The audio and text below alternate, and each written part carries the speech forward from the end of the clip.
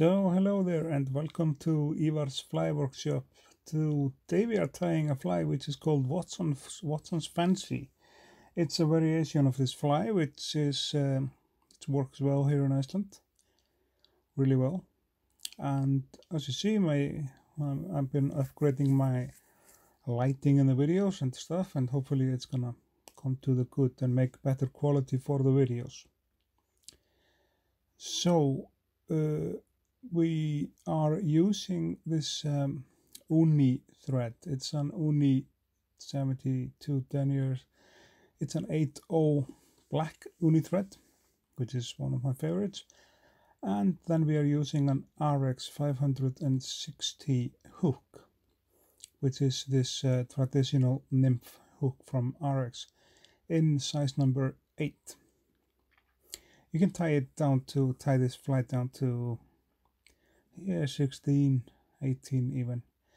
With or without a bead, it just depends on where you're fishing and how deep you are fishing. We're tying it without a bead. So we'll start by attaching the thread to the shank of the hook. And like I said, this is a relatively simple fly to tie. And it's a nymph. And we are using, for the rib of the fly, we are using an oval silver, which is an uni silver, which I chopped down there and will attach to the shank like this. And there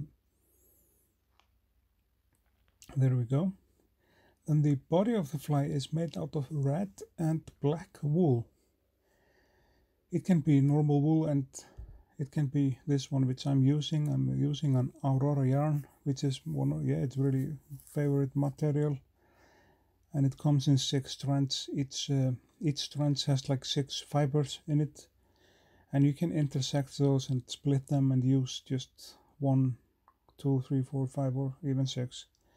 So the benefit of this material is that it is strong. It's so strong, and so it's really easy to work with, and it can handle like quite a tension. And you can tie your materials tight to the hook. Get that down to the hook like this, and we stop with the thread there in about the middle. And we'll get the red part of the wool around there, simply because it's like half and half, or 50% of the body, or approximately 50% is red and the other part is black. And it, like I say, depends on, you can do it the other way around, put the black first. I think, to be honest, I tried both ways, and it seems to me it's not making any difference at all. The fish is still taking the fly. And I just want to add, if you liked our video so far, you may consider to subscribe to the channel. Hit the subscribe button and click the bell. We need that to grow and to increase and to make more videos for you guys and increase our quality. That's always the number one thing we want to work on and improve. The other part of the body, that is made out of this black aurora yarn, which I already prepared, and we attach that down to the hook like this. Get the thread to the front, and then we'll do like firm wraps on it. Some people may say this fly is like too thin, and I would say the answer to that is maybe yes, but I would rather like to keep both in my box, like thin and like a bulkier or a more fatty version.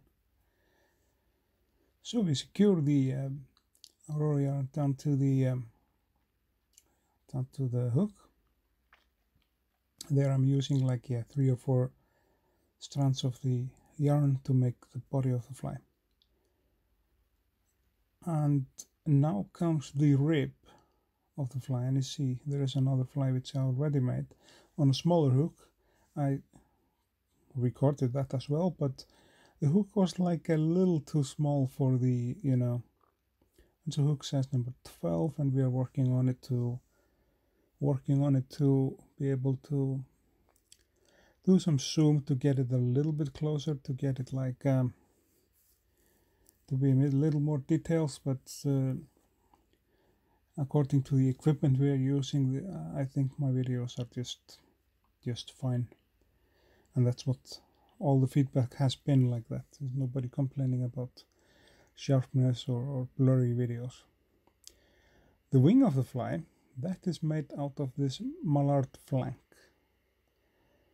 So we use just the rest of it, and I twist it around, turn it around to take the tension out of the feather and make it like, you know, it's easier to work with it. And we snip the tag end off and place the fibers just on the top, grab them with our thread, and then slowly wrap it around. I'm sure the fly will just work like this. Anyway, this fly, according to the pattern in the book which I'm using, it has like a short wing, really short wing. So we are going to make it like that, but you can like skip the wing just totally, and the fly is still gonna work just with the body materials on the hook. And then you can make like fluffier versions of it. You can make like an UV body out of red and black, and it's gonna work. It's gonna catch some fish. There is some magic with the, you know, color pattern of black and red. So we'll give it like a couple of whip finishes. That's it like that, and then we will be snipping the thread off just as close to the knot as possible, and there we go. For the final part, I'm using a Solaris bone dry for the head. It's an UV resin, especially to make head and body. It's a clear one, and it's a really good product by Solaris. I like it a lot. Haven't found it yet in Iceland in any stores, but I bought mine on eBay. Hopefully I'll be seeing this in stores at some time here in Iceland. The brush is like super thin, so it's really easy to work with the brush and for the resin. And we give it like this, give it a coat 360 all around, and it's gonna be just like a glass after we sap it with our UV torch. And that's about it. And we'll be and then we'll be simply just turning on the light. It's maybe running low of battery or something. We'll have to hit it a little bit twice, and there it comes. And I'm sapping it for 15-20 seconds. And the reason I'm sapping it for this time is that I want all my UV resin to be like solid, like hardened. And if you're making a UV resin body or some, it's a good idea to simply build the body up. So you put one thin layer and sap it, and then another thin layer and sap it, and another thin layer and sap it to build the body up.